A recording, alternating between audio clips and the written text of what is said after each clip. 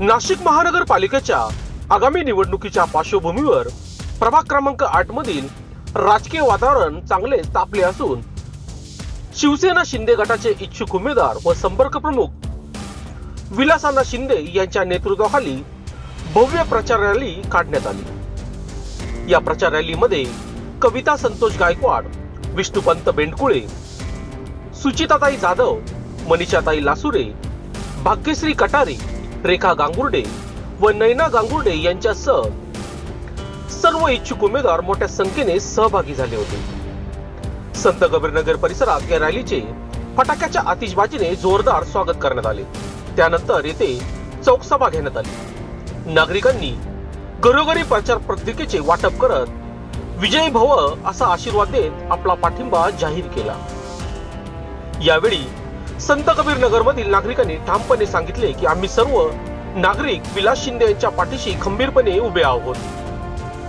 त्यांना मदत करून आम्ही त्यांना निवडून आणू। संत कबीरनगर वाचवण्यासाठी कायदेशीर लढाईचा निर्धार सभेत बोलताना विलास शिंदे यांनी स्पष्ट भूमिका मांडत सांगितले की संत कबीरनगर वाचवण्यासाठी आम्ही तत्कालीन मुख्यमंत्री एकनाथ शिंदे यांची प्रत्यक्ष भेट घेऊन सर्व परिस्थितीची माहिती दिली आहे। या प्रकरणात याचिका दाखल करण्यात आली असून याचिकाकर्ते माझे परिचित आहे। गरज पडली मी त्यांचे पायही धरेल, पण नागरिकांच्या हक्कांसाठी कायदेशीर लढाई शेवटपर्यंत लढू। कायद्याचे पालन करूनच न्याय मिळू। या सभेला परिसरातून मोठ्या प्रमाणात नागरिकांची गर्दी पाहायला मिळाली। शिवसेना शिंदे गटाची संघटनात्मक ताकद, नागरिकांचा विश्वास आणि आक्रमक भूमिका यामुळे प्रभाग क्रमांक 8 मध्ये राजकीय समीकरणे बदलण्याचे संकेत मिळत आहे। प्रभाग क्रमांक 8 मध्ये विलास शिंदे हेच केंद्रबिंदू ठरत असल्याचे चित्र स्पष्ट होत आहे।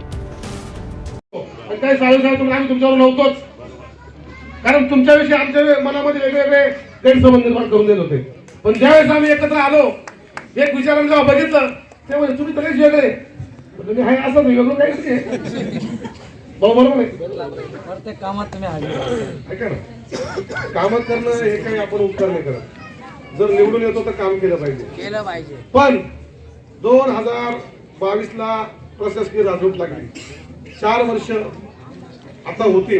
एक 4 वर्षात या नाशिक महापालिकेत कोणीच नगरसेवक, नाशिक नाही तर महाराष्ट्राच्या नगरपालिका कुठल्याच नगरपालिकेत नगरसेवक नाही। परंतु मग नगरसेवक नाही म्हणजे लोकप्रतिनिधी नाही का? प्रत्येक माणसाचा काम हे आमदार खासदाराकडे नसतं। नगरसेवक हा असा व्यक्ती आहे, असा लोकप्रतिनिधी आहे, त्याचं प्रत्येकाशी त्याचं काम पडतं। सुखात दुःखात, ऍडमिशनला, दवाखान्यात, कुठं ऍक्सिडेंट झाला, कुठं रक्त पाहिजे, कुठं नळाला पाणी नाही, पाणी जास्त आले, गटारीला पाणी आहे, ड्रेनेज आहे, वॉटर आहे, मीटर आहे, गटर आहे, म्हणजे माणसाच्या मूलभूत गरजा ज्या आहे सकाळी उठल्यापासून सायंकाळी झोपल्यापर्यंत, त्यामध्ये सर्वात महत्वाचा हक्काचा आणि आपल्या अधिकाराचा अधिकार गाजवणारा जर लोकप्रतिनिधी कोणी असेल तर तो नगरसेवक असतो, तो कुठल्याही पक्षाचा असू दे।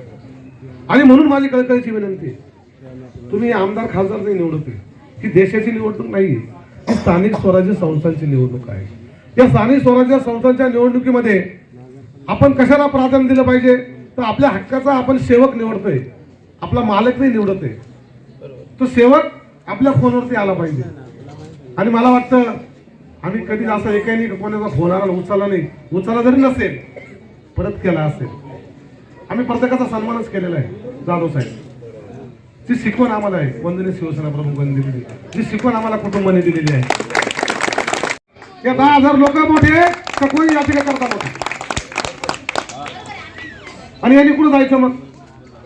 ज्या दिवशी या बातम्या यायला लागल्या, पत्रकार मित्र सुद्धा आहे, मला तळमळ होत होती का मला कोणी येऊन भेटत काय नाही। ठीक आहे म्हटलं, मी नगरसेवक नसून म्हणून भेटत नसतील। रोज बातम्या पाहतो, प्रभाग क्रमांक माझा आहे, मी भले छोटा डॉक्टर असेल पण छोट्या मोठ्या डॉक्टरकडे आपण जातोच ना। पहिले समाजकारणात आम्ही डॉक्टरच आहे ना। तुम्ही तुमच्या समाजात जर आमच्यापर्यंत सांगितलंच नाही तर त्याच्यावर काय इलाज करायचा? आपण जेव्हा डॉक्टरकडे जातो, माझं कंबर दुखतं, माझं डोकं दुखतं, डॉक्टर बघतो, त्याच्यावर इलाज करतो। आम्ही तसे डॉक्टर आहे, नळाला पाणी नाही, गटारला पाणी तुंबली आहे, हे डॉक्टरच आहे आम्ही तुम्ही आम्हाला सांगा ना। मी स्वतः निघालो, माझ्या ड्रायव्हरला घेतलं, दत्ताला म्हटलं चल संत कबीरनगर मध्ये गाडी घे। अशोक साहेबांना फोन केला, अशोक साहेब होते, म्हणलं अशोकराव कुठे? म्हणजे नगरात आहे. म्हणलं आलो थांबा 5 मिनिटं. म्हणलं का हो, काय झालं? म्हणजे काही नाही, एकदम तोंड सोडेल. म्हणजे तोंड सोडायचं नाही, सकाळी सगळ्यांनी घेऊन माझ्याकडे यायचं. हा प्रश्न आपण आज मार्गी लावू. बरोबर आहे. तेव्हापासून कायद्याचा सन्मान राखला पाहिजे.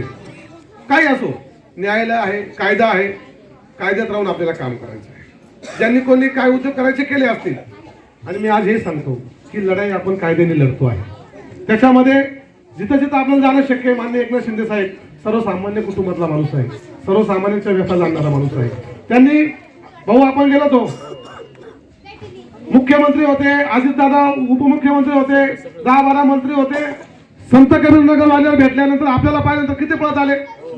सगळ्यांना बाजूला केलं. म्हणजे थांबा, आमच्या लोकांनी त्यांना म्हणून सगळ्या गर्दीत आपल्याला भेटले की नाही भेटले, लगेच प्रश्न समजून घेतला. बरोबर आहे.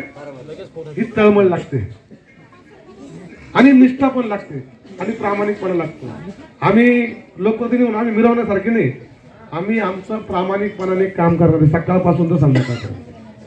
पण एक आहे, एकनाथ शिंदे साहेबांना भेटलो, त्यांना सगळं समजून सांगितलं. त्यांनी मान्य अधिकाऱ्यांना फोन केले, सगळं झाले. परंतु न्यायालयीन प्रक्रिया असताना आपण न्यायालयाचा अवमान न करता सन्मान ठेवून आपण कोर्टातही वकील दिले, वकील जाऊन त्याचे अफिडेव्हिट सगळ्यांचे बनवले, अफिडेव्हिट बनवून सगळ्यांचे पेपर गोळा केले. परंतु हे मी नाही केलं, ही जी टीम बसली इथं काही सगळी ना, यांच्यासाठी पहिले टाळ्या वाजवायला पाहिजे. नगरातील लोकांनी, या नगरातील लोकांनी जोरात टाळ्या सगळ्या पोरांसाठी वाजवा. नाव आमचं आणि मेहनत त्यांची.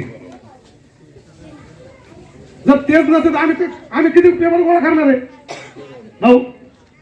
बरं एवढं सगळं असताना बिचाऱ्यांनी चहा सुद्धा कधी पिला नाही. वडे खाले आणि वडे मुंबईत खाल्ले, हे तर रेल्वेने आले मागून. म्हणजे हे सांगायचं कारण असं आहे, आपल्या सगळ्या माता भगिनीने कळायला पाहिजे की नेमकं काय चालू आहे. एवढं सगळं करत असताना मी म्हणलो तुम्हाला मी मदत करेल, पण एकही माणसाने, एकही समितीच्या माणसाने, एकही नागरिकाकडून कुठल्याही घरामधून 1 रुपया सुद्धा वर्गणी घ्यायची नाही. जे पैसे लागतील ते अविनाश शिंदे करतो. आणि त्या दिवशी मला कळेल तसं पैसे गोळा करायला सुरुवात केली, मी गोष्टीत जाईल आणि सगळ्यांचं भांडण करून टाकेल म्हणून नगरात जाईल. बरोबर. पण लय जिद्दी माणसं आहे. सकाळपासून पावसात यायचे, सगळं जायचं. विजू बरोबर आहे ना, आठवले. म्हणजे आता प्रत्येकाचं नाव घ्यायला पाहिजे, पण तेवढा वेळ नाही आपल्याकडे. आणि मग हा लढा आपला सुरू झालेला आहे. कायदेशीर लढाई आहे. कायदेशीर लढाई होत असताना आपण कायद्यानेच केलं पाहिजे. पण मी आपल्याला खात्रीने सांगतो, या निवडणुका झाल्यानंतर जे याचिकाकर्ते आहेत ते सुद्धा माझ्या परिचित आहे, माझे त्यांचा परिचय आहे. मी नम्रपणे त्यांच्याकडे जाईल आणि या 10,000 लोकांसाठी त्यांना हात जोडेल, हात न जोडता पाय पडेल आणि त्यांना सांगेल याचिका मागे घ्या.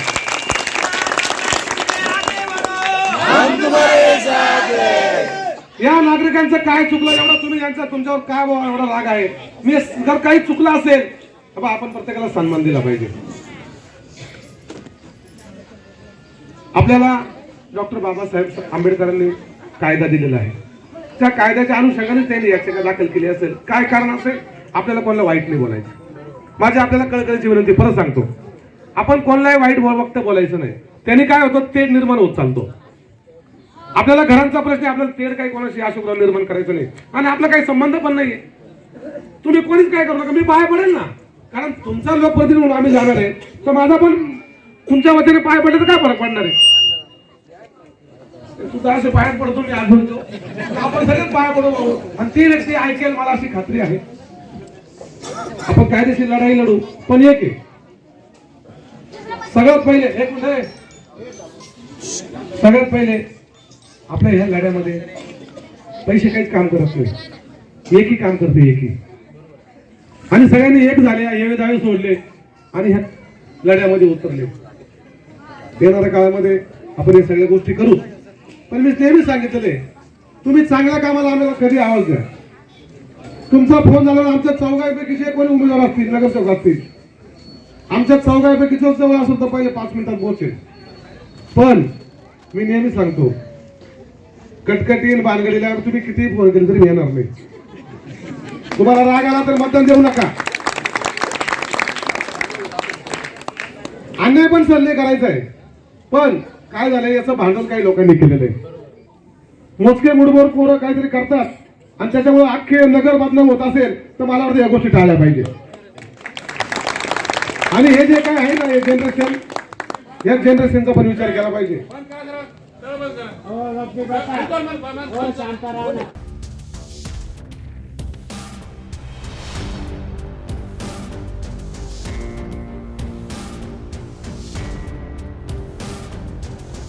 लोकशास्त्र न्यूज साठी बंटी आढाव, सातपूर.